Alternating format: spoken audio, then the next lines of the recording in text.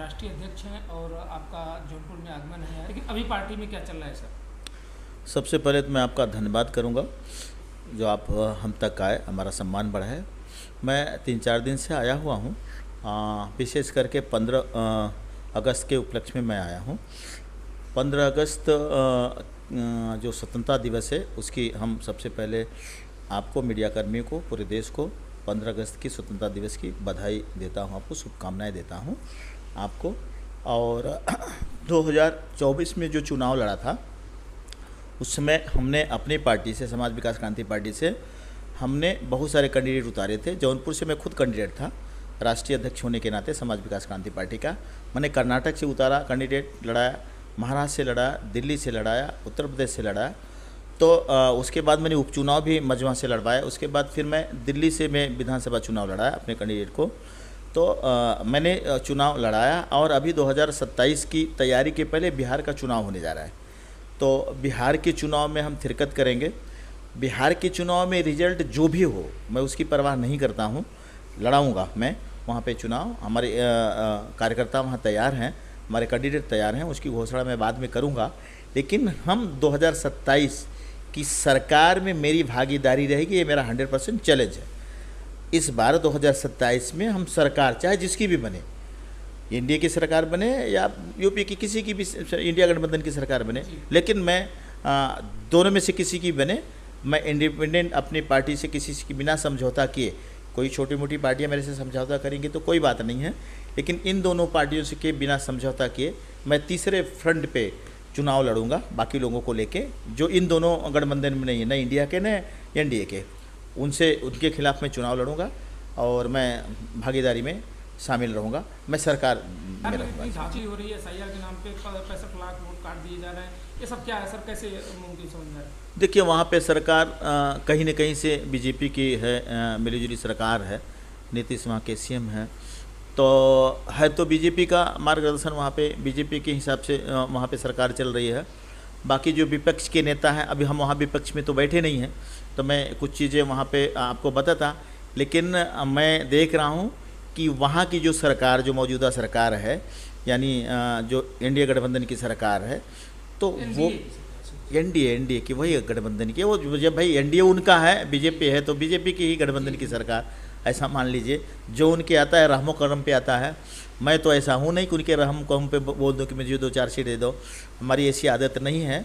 हम भागीदारी भी करते हैं तो सिस्टम से करते हैं, जब होगा भागीदारी किसी के साथ तब होगा। लेकिन मैं इसलिए कहा, थर्ड फ्रंट की बात है, मैं अपने, मुझे लोग मिलेंगे, मैं किसी के पास मिलने के लिए नहीं जाऊँगा। तो वो सरकार चला रहे हैं यहाँ पे बीजेपी, समझो कि वो बीजेपी की सरकार है वहाँ पे, तो गड़बड़ तो होने वाला है, क्योंकि बीजेपी में गुंडागर्दी ज़्यादा है यानी वो अपने आप को लाइसेंसी गुंडा है कि सरकार में तो हमारे आगे कोई नहीं है। विपक्ष की बात पहले सुनी जाती थी, अब विपक्ष की बात सुनी नहीं जाती है। जो विपक्ष में बैठा रहेगा, भोंकता रहेगा, लेकिन विपक्ष का कुछ नहीं सुना जाएगा। प्रशासन, शासन भी उनका ही है, सब कुछ बिहार में उनका ही है। तो कोई भी पार्टी, चाहे इनके लालू की पार्टी हो, चाहे किसी की भी पार्टी हो, चाहे जो भी वहाँ जाए, सिर्फ बोलता रह जाएगा, कुछ उसका चलने वाला नहीं है। अब इस बार मुझे भी ऐसा लग रहा है कि भारतीय जनता पार्टी की सरकार वहाँ पे मिलीजुली नहीं बन पाएगी। फिर भी देखा जाएगा, रिजल्ट जो होगा देखा जाएगा। हम भी वहाँ से चुनाव लड़ेंगे, हम किसी पार्टी से गठबंधन में नहीं लड़ेंगे।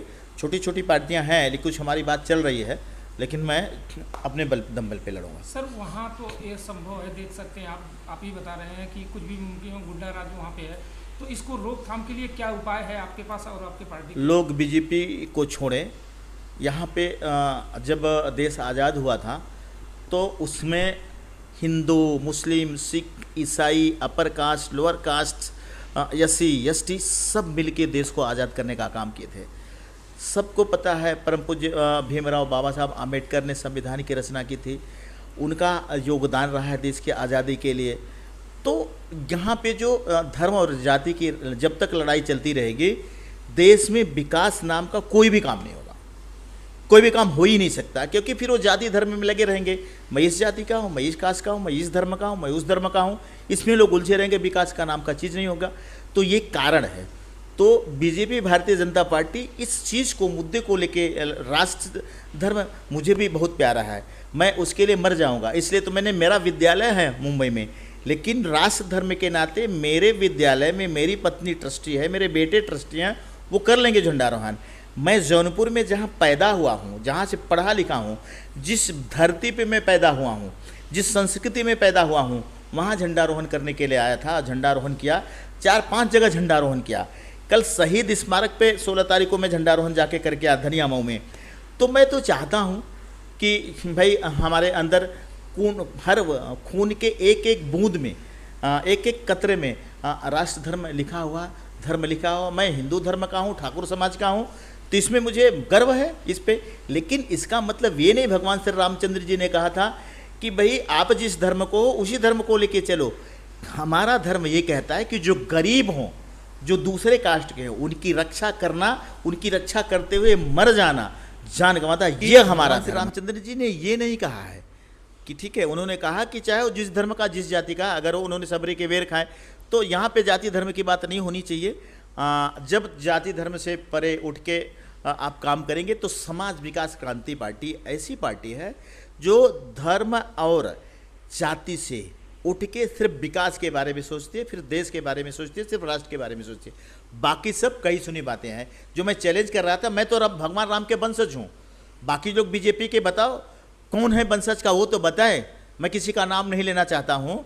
हम तो क्षत्रिय समाज के हैं ना, हम तो क्षत्रिय समाज, हम तो भगवान श्री राम के वंशज हैं। हमें आप कैसे कह सकते हो कि मैं समाज विकास क्रांति पार्टी का राष्ट्रीय अध्यक्ष हूँ तो मैं हिंदू धर्म का नहीं हूँ? आप कैसे कह सकते हो? आप प्रूफ करो भगवान राम के वंशज हो कि नहीं। जिस दिन प्रूफ कर दोगे, जो अनुयायी बनते हो, यानी आप मेरे पिता को आप छीन रहे हो, अपने पिता बता रहे हो। भाई हम तो उनके ही वंशज हैं, हमारे माई बाप तो वही हैं, और आपके माई बाप दूसरे, आप बता रहे हो कि हम उनके वंशज हैं।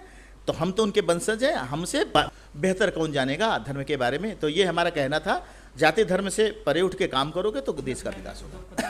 सर, अगर बिजनेस की बात की जाए तो अगर आपकी सरकार बनती है, आप इसमें राजनीति में हिस्सा ले रहे हैं, तो युवाओं के लिए क्या करना चाहेंगे? बिल्कुल, जीएसटी ने व्यापारियों का गला घोंट दिया है, व्यापारियों को मतलब समझो कि अपंग कर दिया है।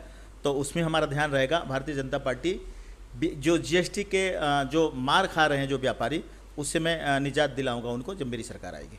सर, अभी प्रधानमंत्री नरेंद्र मोदी ने 15 अगस्त को एक घोषणा की है कि 15,000 हर युवा जो बेरोजगार है उनको दिया जाएगा।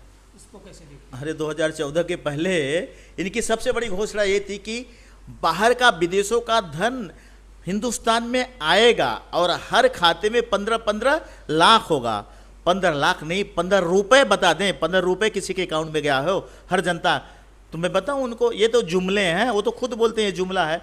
तो ये जुमलेबाज जो होते हैं वो आज पता नहीं क्यों हिंदुस्तान के लोग इन सब चीज़ों पे भरोसा करते हैं।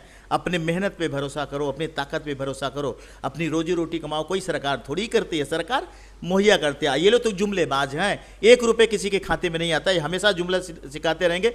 भारतीय जनता पार्टी जब तक रहेगी तब तक जुमलेबाज के हमने जो हम वो भी भारतीय जनता पार्टी के लिए कह रहे हैं। हम तो यही कह रहे हैं, भारतीय जनता पार्टी छलने का काम करती है, भारतीय जनता पार्टी गुमराह करने का काम करती है, भारतीय जनता पार्टी धर्म के नाम से लूटने का काम करती है, भारतीय जनता पार्टी राष्ट्र के नाम से लूटने का काम करती है। तो भारतीय जनता छलावे का काम करती है, भारतीय जनता पार्टी जुमलेबाजी करती है। मैं तो भारतीय जनता पार्टी की कब कहाँ कौन से जुमलाबाजी कर देंगे कुछ भरोसा नहीं है। उन्होंने कोरोना के नाम से लोगों से तालियां बजवाई, थालियां बजवाई, दीपक जलवाए। दीपक तो अपने घर में लोग जलाते ही हैं। दीपक जलाने, आपके कहने से दीपक जलाने से थोड़ी कोरोना भागता है। कोरोना के लिए मेडिसिन चाहिए, इलाज चाहिए। मैं सिर्फ देश को यही अपील करना, 15 अगस्त जो बीत गया, लोगों ने स्वतंत्रता दिवस बड़ी धूमधाम से मनाया। मैं अपनी पार्टी की भी तरफ से, अपने देश की तरफ से, अपने कार्यकर्ता की तरफ से, अपने परिवार की तरफ से सारे देशवासियों को, प्रदेशवासियों को जिलावासियों को, सबको हार्दिक बधाई, शुभकामनाएं देता हूं। और नियत साफ रख के काम करें, देश का विकास करें, धर्म जाति के चक्कर में न पड़ें, राष्ट्र से प्रेम करें और अपना कर्तव्य करते हुए आगे बढ़ें। हमारा देश कभी गुलाम नहीं होगा। बस यही कहना चाहूँगा।